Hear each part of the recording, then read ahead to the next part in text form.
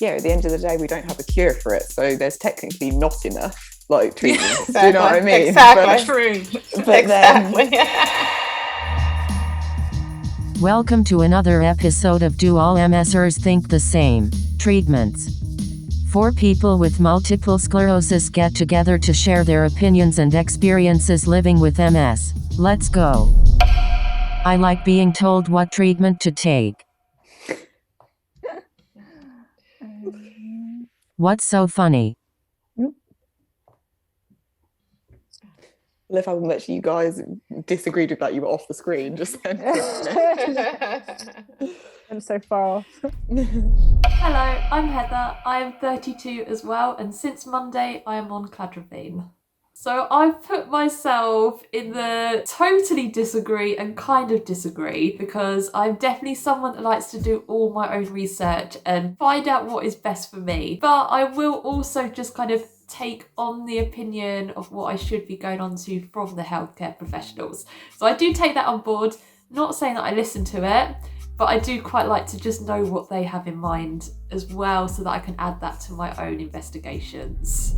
Hi, I'm Maite. I'm 44 years old and I'm currently on Ocrevus. I just totally disagree, because at the end of the day, it's me who's going home with the symptoms or the side effects of the treatment, and also I have to choose what's more convenient for me. First time around, my treatment was not imposed by my doctor, but I heard somebody's experience and I just went for it without really doing my own research. Now the second time around, I studied a little more and it was totally my decision 100%, even though even my doctor did not agree with my decision. He still went for it with me. So hi, I'm Kat. I'm 32 and I'm on Ocrevus.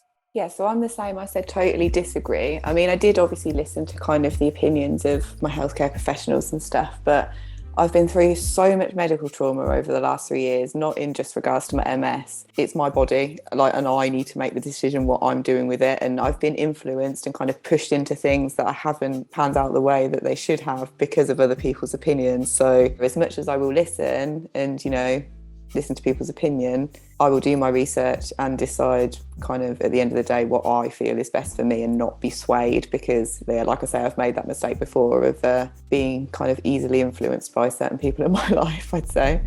Hi, I'm Roxy. I'm 33. I'm currently on no treatment, but I'll be starting Ocrevus at the end of October. For me, I don't totally disagree as well, for many reasons. This is my second treatment now, Ocrevus, but it's my second dose of Ocrevus, if that makes sense. I had a year's break during the pandemic. I was first told to go on Tysabri, even though I was JC virus positive at a very high level. And when I listened to the doctor and did that, I had so many side effects. Like my skin was burning, I felt horrible, my anxiety went up.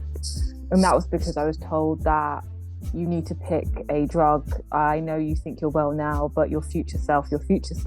And I gave into that, and actually feel like I've made myself worse. After I took that drug, I took like a year and a half off and just started exercising and eating well. I'm not that person that's like, exercise to cure MS, because I don't believe that. I think it's multiple levels, but I was never in a better place till I did that. And then I went back to another neurology appointment where they was like to me, you need to take a treatment. Here's your 3 options, which are always dependent on you. I mean, everyone gets a different 3 options that they think is viable for your situation. I chose Ocrevus, I did that, and I think since then I've been in not the greatest place. So I think it depends on who you are when you pick a treatment, how you want to live your lifestyle, and what you're okay with dealing with. And I think that's different for every person. And I don't think your friend or even your neurologist is the person that picks that. I think your research, spending your time reading up on stuff is the only way to select that, because it's your life. Yeah, I agree. I should take an MS treatment even if I feel fine. Look at those concentration faces. So for this one, I am really, really unsure. I've kind of swayed towards kind of agree, But I am one of those people that I have had quite large gaps where I've not been on treatment. So I'm one of those people that I will read through all the side effects and be convinced that I will get all of those side effects and it will just be terrible. So I didn't actually start any treatment for the first 3 years. Then I went on one and had some side effects. They weren't that awful, but I just had to come off it, and I took a year's break after that as well. But then also, because I've had those breaks and because I didn't start it at the beginning, part of my mind does think maybe if I had started treatment straight away, I then wouldn't have had the relapses that I went on to have. I don't know. I think it's probably a good idea to be on treatment, just because then it's kind of like helping to try and prevent them. But we never know what's going to happen, so I'm kind of a bit in the middle with this one. I chose kind of agree because I'm a firm believer that the cure to all diseases is in nature. I'd rather go the natural way instead of taking medications, because medications are simply just drugs they're putting in your system, and that can't do any good in my opinion. But MS is so aggressive, and there's so much to it that we still don't know, and it causes so much damage so fast that I still think that in the meantime, I think we should be in medication or in treatment, I should say. Yeah, no, I agree, because I think all of the natural things are so important as well. So that's what I did for the first 3 years. I still do them, but the first 3 years I did focus on like diet, meditation, meditation, and like yoga and exercise and things. But then I had quite a bad relapse, so then I realised I think I need a little bit more as well. Yeah, once you get a relapse, it's like a reality check. It's like, this is really here. It's really attacking me, so I have to do something. And unfortunately, the only way to go right now is medication or, being on a DMT. But hopefully, I wish I could find, the magic herb or the magic tea, I don't know, that could stop it at some point, or this wonderful diet that would make my lesions disappear. I don't know. It's my hope. So I'm between totally agree and kind of agree. This is something I feel relatively strongly about because, well, firstly, most of the data with any kind of sort of clinical trial shows that you have better outcomes long term the earlier you get on treatment, despite any kind of symptoms. So even like really early detection, even to the point of clinically isolated syndrome, the sooner you're on a treatment that's going to slow down the progression, which is obviously what our treatment's supposed to do, in 20, 30, 40 years time, it's been shown to have kind of a better outcome and less disability.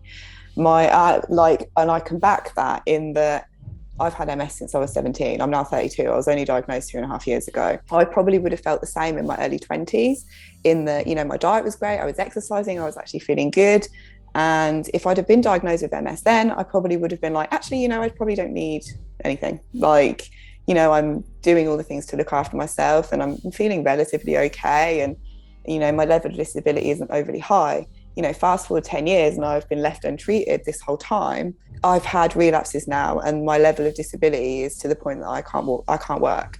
And, I've lost, I can't hold things, it's, so actually I think if I'd have gone on treatment earlier, I think someone else said this as well, would I be at the level of disability that I am now? In my opinion, probably not, because I just know that my MS has been causing havoc. And also there is data that shows that even when you're not in a relapse, your MS is still active. But on the flip side, I'm also very, very supportive of people doing what they want with their own bodies, in regards to like what I said previously, in that I would respect someone that said they didn't want to, because it's your body, it's your life, you can do what you want. I would totally disagree for a number of reasons. A, because I know a lot of MS warriors that don't do treatment, never have, and live a great life, but I also believe it's their choice. I personally will do a bit of both, but I feel like when I did treatment, I wasn't always in the best place. I do think a lot of it was based on fear. I had a lot of fear of not knowing anything, and I just took a treatment and ran into it and was like, look, I need to get something. This is horrible. I can't live. I'm not being able to move. I wasn't leaving the house. And then I took the treatment, had a horrible time, was like, okay, maybe I haven't taken the time to understand what I'm dealing with, what MS is, what the treatments really entail, what this medical story and life is going to be like. So I took a massive step back. And actually, the best time I've ever had with MS was taking that step back, dealing with my diet, my exercise, my meditation, my spiritual awakening, my food massively. I'm like the worst person in the world because I will always say like food's more important than anything. I think what you put and fuel in your body, especially dealing with something that deals with your nervous system, because it is a nervous system disease over everything. If you can keep that calm as possible, and we live in cities, so it's not that easy because we live in these fast-paced, very demanding lifestyles. But I think for me personally, that's where I go, because it's a privilege, these drugs. These drugs have never been tested on someone with my skin tone. They're not made with me in consideration. They are barely made with males into consideration. So I'm just putting things in drugs in my body where there's no evidence to say that it works for someone of my heritage and my color. And as much as I do it, there's all that worry that comes out. And I'm working with people now about the genetics of MS and how that affects people of color. And is any of these things made of us in relation to how our bodies deal with stuff? So I am kind of pro-treatment in the sense of like, I'm not against treatment. If that's for you, that's for you. I do take one just as a precaution, but I only take that because I do everything else first. And I find so many people when they come into my inbox and I speak to them, they say to me, I'm taking a treatment and they feel like it's going to be a wonder drug, but they never change anything else. And that to me is a massive issue, that if you feel like the drug is just going to be the cure, that's as much of an issue as thinking that the meditation and the yoga is going to be a cure. It has to be everything all together pushing forward. So I disagree on the basis that I think it's just more than just treatment. Yeah, I completely agree with you on that. Conversations with healthcare professionals about MS treatments are easy to understand. Okay.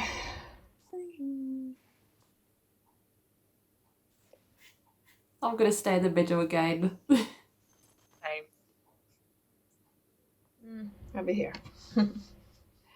I kind of find this one impossible to answer because I'm one of those people that researches to the absolute extreme. So as soon as they start to tell me anything, I'll be like, yes, I know. Yeah. And there's like 10 other things about it that I've already researched and I know every single thing. So they literally cannot tell me anything when it comes to medication that I won't already know. If anything, it'll be me that's like asking questions and coming up with stuff that they don't know. So I can't say that I've ever had a conversation that I've got into where I haven't known literally it all. So I understand what they're saying because they don't get very far with saying anything because I already know it. So I can't really answer this one as in how easy it's been to understand because there's nothing new for them to tell me. Yeah, I'd say pretty much the same, yeah. Like I'd be the one coming out with all these facts about the treatments that they probably don't even know. So yeah, I relate to that. I stayed in the middle because I agree with both of you. I think it's a double-edged sword. When I first started MS journey, did I know anything they were saying? No. Did I understand anything they were saying? No. But was that anxiety or lack of information? Couldn't tell you. Fear, a little bit.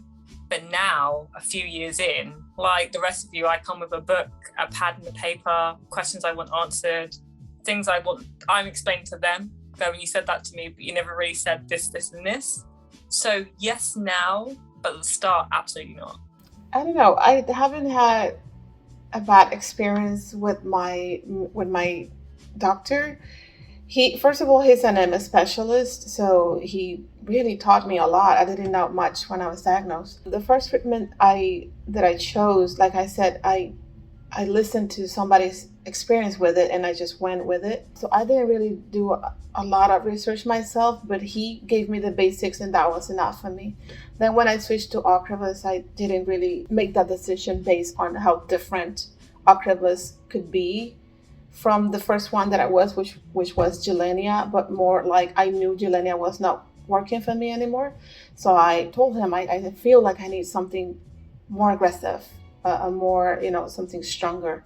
And I got from him, the basics again of Ocrevus, but I'm not really, maybe I'm just not the best patient because I don't really research too much. I don't want to overwhelm myself and I don't care about all the the medical language to understand it and all that. I know what it does. It depletes the B cells in my system, and that should calm down, my immune system. So I'm fine with that. He helped me, to make the decision, but he wasn't 100% agreeing with me because he thought that Jelenia was doing his job. But at the end of the day, it was me who decided to switch. I don't know if it's right or wrong, but that's my point of view. I don't know. There are enough MS treatments. That's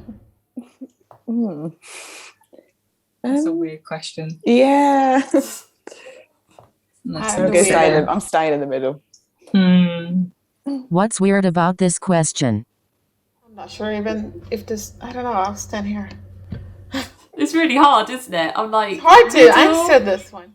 Or kind of agree, but I was right in the middle for the last one, so I thought, let's edge one way. It's just a weird question. I feel like I'm staying in the middle because there's a lot of MS treatments, for sure. Are they all the right MS treatments? I'm not sure. Like I said before, are they treatments with me in mind? Maybe not so much. Yeah, that's a very hard question to answer. Because there's loads don't mean they're the right ones. Yeah, at the end of the day, we don't have a cure for it, so there's technically not enough treatments. Exactly. Do you know what I mean? Exactly. True. But exactly. then equally, there is like you say, there is a wide range of treatments, and each treatment is going to be suited to different people, and so it's nice that we have options. But obviously, what we really want is a treatment that's going to sort of cure us, or at least manage it to a 99% or whatever. Do you know what I mean? Yeah, that's why I didn't go the totally agree, because there's quite a large range of options now, which I just feel really grateful for, because I'm so aware that like 50 years ago there wouldn't have been anything. But you can't go the totally agree, because like you both said, there isn't a cure and there isn't anything at the moment that completely stops it forever. Like, I'd be quite happy with that if you could just like halt it and know that it's not going to get any worse the rest of your life. So I think until there's something like that, the totally agree is going to remain empty, probably. I agree. I kind of agree and kind of disagree on this statement because, there's plenty. I think there's is it 20 or 22 already in the market? Yeah. But yeah, you're right. I mean, they say they're slowing it down, but we really wanted to stop it. And recently I read that from the RRMS, they removed an R because MS never goes on remission. It's important to hear from other MSers when choosing a treatment. Which way will it go? Oh, I went for totally agree, but now I think I'm going to go in kind of agree. I think kind of agree, yeah. Yeah, I'm in kind of agree. I think it is good to have, I spoke to a lot of people before I went on treatment, and their own personal experiences is always interesting and always useful. But at the same time, also, there are people that will be like, this is the treatment you should absolutely go on 100%. And again, clearly from this conversation, I don't like being told what to do. And actually, I think sometimes it's unhelpful. If something works for one person, it's not necessarily going to do exactly the same for the next. So yeah, that's my stance on it, I suppose. No, I agree with you. I find it so helpful just to kind of know other people's experiences. Then the other problem with finding other people's experiences is that you also hear about all the negative experiences with it as well. So sometimes I find that it actually gets me in a bit more of a muddle than I was before I started. But I do find it very useful to find maybe a few people that are starting kind of at the same time, and that you can then compare your journeys, and you've just got a little buddy that you can be like, oh, have you had this side effect? Or has your first day been like this? So I think it's very useful, but at the same time, exactly like you said, Kat, you need to also keep in mind that we all react differently to everything. All of our bodies are completely different. I'm on kind of agree for the same reasons as both of you. Obviously I talk a lot about MS, and that's what I do. I share a lot of information, people's struggles, worry stories, patient to patient work. And I think it's valuable for people to listen to other MS stories, lifestyles, for the good and the bad. But like you said, decision has to be yours, and it can affect people's decisions not always in the best way. So yes, but keep an open mind. And I think it's just about, for me, it's about feeling less alone, and also knowing about anything that really is a massive red flag, where someone goes, you know what, I did this and this is how I reacted. Maybe it just presents a question to ask my neurologist, but I do think it just depends on what stage of MS you're in and what stage in your life you're in. And for me, when I first started MS, I had serious depression, and anything was a massive trigger. So if I had anything negative, I'd feel it internally, and then I'd get anxiety, and then it would make me go, oh, I don't know if I want to do that. Versus in me now, where I can hear the same stories and kind of put a pin in it and be like, okay, cool, but maybe I should still do this because maybe I'm not going to react like you, or it's not the same for me. Thanks so much for watching this video. If you enjoyed it, please like, share, subscribe, and turn on the notification bell for more content like this. If you haven't already, check out our other episodes here. You can also check out our social medias in the description below. And let us know in the comments what topics you'd like us to do next. Bye-bye. Bye.